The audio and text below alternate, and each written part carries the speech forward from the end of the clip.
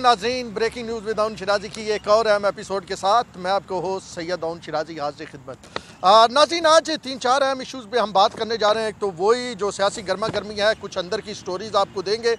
दूसरा यह है कि बुशरा बीबी की बाकायदा तौर पर नई तस्वीर वज़ीर आज़म ऑफिस ने जारी की हैं और वज़ीर आज़म ऑफिस के मुताबिक अब बुशरा बीबी की ये तस्वीर जो है वो कोई भी अखबार लगाना चाहे या कोई TV चलाएगा तो वो ये चलाएगा। तीसरा जो अहम तरीन मौजू हम डिस्कस करेंगे, आपके सामने लाएंगे, वो है जनाब 2023 के इंतखाबात में भी हुकूमत ने फैसला किया है कि जी RTS इस्तेमाल किया जाएगा। वो RTS जिस पे अपोजिशन जमातें अब तक आवाज़ उठा रही हैं, वो RTS एक बार फिर इस्तेमाल किया जाएगा। चौथी चीज़, किसी दौर में हम रूस से हमने जनाब स्टील मिल लगाई, कराची स्टील मिल जो है वो जनाब, और किसी दौर में रूस से हम बड़ा कुछ तावन लेते और देते थे। लेकिन अब पाकिस्तान जैसा ज़रूरी मुल्क, ऐसी सूरत हाल आ गई है कि 4 माह अभी गुजरे नहीं हैं जो है वो गंदम की फसल आने की, तो हम रूस से जो है वो गंदम दरामद करने का फ़ैसला कर चुके हैं। इक़्तिसादी राब्ता कमेटी ने मंजूरी दे दी है। तो ये कुछ मौज़ूआत हैं जिन पे हम बात करेंगे और अगर टाइम मिला तो 1-2 और अहम चीज़ें हैं आपके सामने रखेंगे। सबसे पहले तो बात करते हैं सियासी दर्जा हरारत की। सियासी दर्जा हरारत वहीं पे जहाँ पे पिछले एक हफ्ते के दौरान था। आज वीकेंड का हम आखिरी शो कर रहे हैं तो अभी तक भी वही कुछ है। PDM के एक अहम इजलास आज के दिन हुआ और वीडियो लिंक पे बिलावल भुट्टो, नवाज शरीफ, आसफ जरदारी, उसके बाद जी फजलुर रहमान, महमूद खान अचकज़ई, अख्तर मेंगल और ये वो तमाम लोग थे जो वीडियो लिंक पे, एहसन इकबाल और दीगर ये वीडियो लिंक पे इकट्ठे हुए और इन्होंने एक बार फिर हुकूमत के लत्ते लिए और कहा है कि जी हुकूमत जो अपोजिशन के ख़िलाफ़ करने जा रही है वो बड़ी सख्त किस्म के इक़दामात हैं और हम इन इक़दामात को किसी सूरत नहीं मानेंगे और इस हुकूमत को जाना चाहिए। ये अवाम दुश्मन हुकूमत है और कैसे महंगाई उन्होंने की, वो सारी बातें की गई। और अब बाकायदा तौर पर वो 11 अक्टूबर को क्योंकि पहले जलसा करने जा रहे हैं तो एक लाए अमल जो है वो तश्कील दिया गया PDM का। अब सबसे पहले आते हैं कि आज फिर 2-3 अहम प्रेस कॉन्फ्रेंसें हुई, मीडिया टॉक्स हुई। एक थी मरियम औरंगज़ेब की, एक थी जनाब फयाजुल हसन चौहान की और एक थी डॉक्टर शहबाज गिल की। मरियम जो औरंगज़ेब है उनकी तरफ पहले आते हैं। उन्होंने ये कहा है कि जी गद्दारी की बात करते हैं तो गद्दार वो नहीं होता जिसने एटमी धमाके किए हों। दुनिया के प्रेशर के बावजूद नवाज शरीफ ने एटमी धमाके किए थे। गद्दार वो नहीं हो सकता कि जिसने मुल्क की तरक्की के लिए काम किया। गद्दार वो नहीं हो सकता कि जिसने मोटरवे बनाई। गद्दार बल्कि वो हैं जिन्होंने आइन तोड़ा है। उनकी यकीनी तौर पर जो निशाना था वो साबिक सदर general Pervez Musharraf, general retired Pervez Musharraf थे, जिनका उन्होंने निशाना लिया और उन्होंने कहा जी गद्दार तो वो है। एक बात जो इस्लामाबाद के हल्कों में कही जा रही है और बात अपनी जगह पे दुरुस्त भी है कि अगर नवाज शरीफ की तकारीर पे पाबंदी लगाई जा रही है और अगर ये कहा जा रहा है कि एक ऐसा शख्स जो अदालत से सजा याफ्ता है या वो प्रोक्लेम्ड ऑफेंडर है यानी मफरूर है, इश्तिहारी कह लें, इन अदर वर्ड जो मफरूर है उसकी तकारीर कैसे जो है वो या उसकी बात कैसे मीडिया दिखा सकता है। तो फिर ये कहा जा रहा है कि जनरल साबिक आमर परवेज़ मुशर्रफ की तकारीर किस तरह दिखाई गई। उनको तो बाकायदा तौर पर स्पेशल कोर्ट ने सजाए मौत की सज़ा दी थी, तो फिर वो किस तरह हो सकता है। तो बहरहाल मरियम औरंगज़ेब आज बोली हैं और फिर उन्होंने कहा है कि जी वज़ीर आज़म के किराए के तर्जमान हैं जो जैली डॉक्टर हैं और वो लोग जो पार्टी फिर चुके हैं वो तर्जमान वज़ीर आज़म ने रखे हुए हैं और वो वज़ीर आज़म को डिफेंड करते हैं।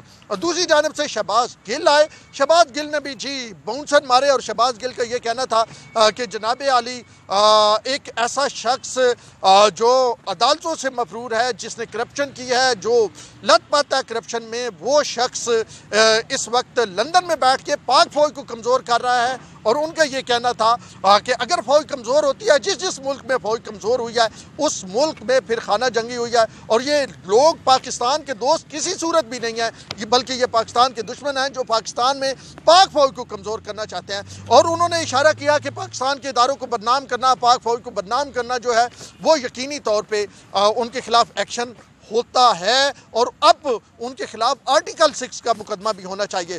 फिर फैज़ उल हसन चौहान आए, उन्होंने कुछ स्ट्रोक्स खेले जनाब, कुछ चौके कुछ छक्के, और आपको पता है कि फैज़ उल हसन चौहान पहले भी अपनी ज़बान की वजह से 2 बार जो है काबीना से हटाए गए, और आज फिर उन्होंने जनाब शरीफ फैमिली और ख़ास करके मौलाना फजल रहमान एंड कंपनी के खूब लत्ते लिए, और उनका कहना था कि ये लोग अपनी ज़ाती करप्शन बचाने के लिए यहाँ पे इकट्ठे हुए हैं और इनका वन पॉइंट एजेंडा है कि करप्शन बचाओ तहरीक है ये, और उनका ये भी कहना था कि ये किसी सूरत कामयाब नहीं हो सकते। और उनका ये कहना था कि इमरान खान और वज़ीर-ए-आज़म इमरान खान और आर्मी चीफ के माबैन यानी फ़ौज और सिविल जो ताल्लुकात हैं इस वक्त मिसाली ताल्लुकात हैं और बेहतरीन ताल्लुकात जा रहे हैं, और किसी दौर में भी इतने मिसाली ताल्लुकात नहीं रहे फ़ौज यानी मिलिट्री और सिविल के माबैन जितने अभी हैं। तो उन्होंने तनकीद का निशाना बनाया नवाज शरीफ को, और फिर वो क्रूज़ मिसाइल के हवाले से जो नवाज शरीफ ने एक बयान दिया, आल दो कि हम ये भी चीज़ है कि उस वक्त 1998 के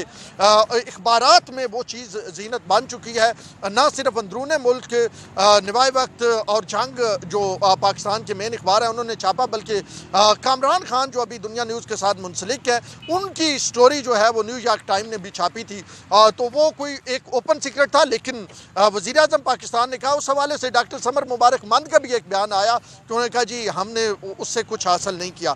खैर उन्होंने जनाब नवाज शरीफ को गद्दार करार उन्होंने भी किसी हद तक दिया, और आजकल पाकिस्तान के जो यूट्यूबर्स हैं जो हुकूमती पुष्ट बनाई है, जिनके थपेड़ा है हुकूमत का जिन यूट्यूबर्स को, वो भी नवाज शरीफ को गद्दार करार दे रहे हैं। और दूसरी जानब वो ये भी कह रहे हैं, कल मैं एक यूट्यूबर को देख रहा था, वो कह रहा था कि जी नवाज शरीफ का तो जी कैरियर ही ख़त्म हो गया, नवाज शरीफ अब ख़त्म पाकिस्तान की सियासत से समझे। नवाज शरीफ मेरा ये ख्याल है, पर्सनल मेरा व्यू है कि सियासतदान की सियासत ख़त्म इस तरह नहीं होती। अगर आप ख़त्म भी सियासतदान को कर देते हैं, जैसे आपने भुट्टो को किया, तो आज तक भी भुट्टो जो है उसका जानलेवे बहुत सारे हैं, लेकिन ज़िया-उल हक की हवाले से अगर वो देखें भुट्टो के मुकाबले में, तो वो मतलब उनका जो अगर उनकी कब्र को देख लें किस अंदाज में उसकी केयरिंग हो रही होती है या कितने लोग उनका नाम ले रहे होते हैं, तो आपके सामने वाज़ेह है। नवाज शरीफ को इससे पहले भी एक बार सियासत से आउट किया गया था, सियासतदान वापस आ जाता है, और मुशर्रफ ने भी ये कहा था कि मैंने बेनज़ीर और नवाज शरीफ को हमेशा के लिए सियासत से आउट कर दिया, लेकिन सियासतदान सियासत से आउट नहीं होता। ये कुछ हमारे दोस्तों को जो यूट्यूबर हैं उनको भी समझ लेना चाहिए। बहरहाल अगली स्टोरी पे आते हैं। बुशा बीबी की 2 तस्वीर जो है वज़ीर आज़म ऑफिस ने अपनी वेबसाइट पे लगाई हैं। बुशा बीबी क्योंकि आपको मालूम है कि इमरान खान की तीसरी जो है वो बीवी हैं, लीगल बीवी हैं, और जनाब अली उनकी 2015 में जब ज़िमनी इंतखाबात और उस दौरान इमरान खान साहब का उनसे रब्ता हुआ और फिर शादी हुई, तो उनकी तस्वीर के हवाले से बहस मुबासा चलता रहता है, क्योंकि वो काफ़ी एक रूहानी शख्सियत उनको कहा जाता है और साथ में सोशल वर्कर हैं। तो अब उनकी तस्वीर जारी की गई हैं PM ऑफिस की जानब से। फिर 2-3 बड़े अहम मौजूद है, मेरे पास टाइम बहुत कम है, तो मैं थोड़ा थोड़ा टच करते हुए कुछ आपको क्रक्स जो है वो सुनाते हुए आगे जाना चाहता हूँ। तो अगली कहानी यह है कि जी हुकूमत ने 2023 के इंतखाबात में भी RTS सिस्टम इस्तेमाल करने का जो है वो फैसला किया। इंतखाबी इस्लाती मुसवदे की मंजूरी दे दी गई, वफाकी काबीना ने यह फैसला किया।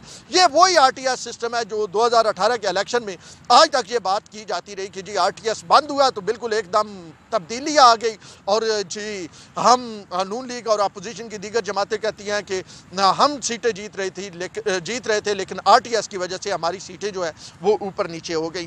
तो अब हुकूमत ने यह फैसला किया 2023 में भी ये RTS इस्तेमाल किया जाएगा, और जब तक इलेक्शन एक्ट 2017 है तब्दील नहीं होता तब तक RTS जो सिस्टम है वो जारी रहेगा। तो अब इसमें देखते हैं कि क्या वही RTS सिस्टम जिसकी बिना पे ये कहा जाता है कि RTS का इलेक्शन था, बिलावल भुट्टो ने भी कहा, तो अपोजिशन के साथ तक मानेगी, लेकिन हुकूमत ने ये कह दिया है कि ये जो इलेक्शन होगा ये उसी RTS पे होगा जो 2008 में हुआ था। अब चलते हैं एक और अहम स्टोरी की जानब, और स्टोरी मैं आपको बता रहा हूँ जनाब गंदम के मुतल्लिक। पाकिस्तान एक ज़राई मुल्क है, और पाकिस्तान अपनी ज़राअत की जो ज़रूरियात हैं वो खुद ही पूरा करता है, ख़ास करके गंदम। और तकरीबन पिछले 10 साल से हमने गंदम दरामद नहीं की, यानी बैरून मुल्क से मंगवाई नहीं। हमारे पास गंदम का ज़ख़ीरा अच्छा खासा होता था और हम वो इस्तेमाल करते थे, लेकिन अब हम रूस से गंदम मंगवा रहे हैं। रूस वो जो किसी दौर में हमें स्टील मिल लगा के दिया करता था, अब 4-6 महीने अभी गुजरे नहीं हैं जनाब गंदम की फसल को आने के, और हम जनाब बैरून मुल्क से दरामद कर रहे हैं। अब किन लोगों ने, पहले हमने गंदम बरामद भी की, हमने भेजी भी बाहर, बड़ी दबा के भेजी, अफगानिस्तान भेजी, और जनाब ये कैसे कैसे स्मगल हुई और कैसे पाबंदियाँ हटाई गई। पंजाब से गंदम, क्योंकि बेसिकली मेन प्रोड्यूसर तो पंजाब है गंदम का, पंजाब से गंदम कैसे जनाब सूबाई पाबंदी हटा के आगे भेजी गई, वो सारी कहानियाँ हम आपको सुना चुके अपने पीली लॉग्स में। और जब ये पाबंदी हटाई गई तभी हमने बताया था कि ये पाबंदी जो है ये पाकिस्तान के लिए कितनी नुकसानदेह साबित हो सकती है। लेकिन आप अगली कहानी सुनिए कि इजराइल मुल्क पाकिस्तान जो है वो अब जनाब आली रूस से मंगवा रहा है गंदम, और इक़्तिसादी राब्ते कमेटी ने जो है बाकायदा तौर पर माशाल्लाह मंजूरी दे दी है। अब ये कितनी गंदम मंगवाई जा रही है जी? 1,80,000 मैट्रिक टन गंदम जो है वो मंगवाई जा रही है। और दरामदी गंदम पे आप ज़रा मज़े की बात सुने कि टैक्सेस और ड्यूटीज़ ख़त्म कर दी गई हैं। यानी जो बंदा अगर आपको 50 रुपए की गंदम मिल रही है रूस से, तो आप लेके आएंगे तो आपसे कोई दरामद का टैक्स शैक्स नहीं लिया जाएगा। और रूस से गंदम प्राइवेट तौर पर नहीं खरीदी जाएगी, बल्कि रूस से हुकूमत पाकिस्तान जो है वो गंदम खरीदेगी। अब जनाब आली पहले हमने गंदम बरामद की, यानी किसान से हमने गंदम कितने की ली थी, ज़रा मैं आपको ये हिसाब किताब बता दूं। किसान से हमने 1150 रुपये की गंदम ली मन, ठीक है जी। और अब जो आम आटा है ना फ्लोर मिल का, वो जिससे सब कुछ निकाल लिया जाता है, वो आटा इस वक्त इस्लामाबाद में 70 रुपये किलो बेचा जा रहा है। यानी कितने 70 को अगर आप ज़रब दें, कितने से आपने ज़रब देनी है जनाब आली? 40 से, यानी 1 मन, तो 2800 रुपये मन इस्लामाबाद में आटा मिल रहा है। और गंदम आपने कितनी खरीदी, और अब आप उस पर खर्चा शर्चा डाल के आप 1400 रुपये भी कर लें, मतलब पिसाई वो सारा कुछ कर लें, तो 1400 में जो आटा पड़ता है वो 2800 का बिक रहा है। यानी 50% मतलब 100% मुनाफा, यानी जितना खर्चा इतना ही मुनाफा। तो अब जनाब इतना मुनाफा भी कमाया जा रहा है। फ्लोर मिल्स जिनकी हैं, पहले आपने चीनी वाले देखे कि 52 से 104-5 पे चीनी पहुंच गई, और जब 52 से 65 से 75 पे एक्शन हुआ, 82 पे एक्शन हुआ, 85 पे रिपोर्ट आई, और जनाब वो रिपोर्ट 100 से ऊपर लेके चली गई। तो गंदम में किन्होंने दिहाड़ियाँ लगाई, अब आप देख लें कि KPK में वो कौन थे जिन्होंने इधर से जनाब गंदम लेके गए और उन्होंने जनाब आगे अफगानिस्तान भेजी और दिहाड़ियाँ लगाई, जैसे चीनी में दिहाड़ियाँ लगाई गई थी। अब ये भी ECC इजलास में बात सामने आई कि 50 लाख टन गंदम सरकारी ज़खायर में मौजूद है, 4,30,000 टन गंदम निजी शोबे के ज़रिए दरामद की गई है। दिसंबर 2020 तक मज़ीद 1,10,000 टन गंदम बरामद की जाएगी, यानी दिसंबर तक आप 1.25 लाख टन फिर दोबारा जो है वो दरामद करेंगे। और निजी शोबे में 4,30,000 टन जो है वो दरामद की गई है, और आप उस पर ड्यूटी शूटी लगा नहीं रहे। लेकिन अवाम को इस्लामाबाद में जो आम आटा है, चक्की आटा तो 80-85 रुपये किलो बिक रहा है। आम आटा जो है, जो किसी दौर में क्रिप्टो के दौर में 30-32 रुपये किलो होता था, वो अब 70 रुपये किलो बिक रहा है। तो आप खुद देख लें कि किस अंदाज में किस तरह दिहाड़ियाँ लगाई जा रही हैं, कौन कौन दिहाड़ियाँ लगा रहा है, और रोज़ाना की बुनियाद पर दिहाड़ियाँ लगाई जा रही हैं। लेकिन हमने देखा है कि अभी तक कोई भी सरकारी पार्टी का, यानी तहरीक इंसाफ या उनके हमायतियों में से किसी के खिलाफ भी कोई बड़ा एक्शन नहीं हुआ। किसी दौर में चेयरमैन नैब साहब ने ये फरमाया था कि लोगों की सेहत के हवाले से हम देख रहे हैं एक्शन तो हो गए, और उनका वो इशारा जो था वो परवेज़ खटक साहब की जानिब था। लेकिन अभी तक ना परवेज़ खटक साहब, ना कोई और, या कोई सी आशियाना, ये वो बहुत सारे जो है स्कैंडल हैं, किसी स्कैंडल में कोई सरकारी शख्स पकड़ा नहीं गया। लेकिन आपको मुबारक हो 2 और 3 चीज़ों की। एक वो जाते जाते एक और चीज़ बता दूं कि बिजली गैस के मीटर की कीमत जो है 20 रुपये से 40 रुपये कर दी गई है।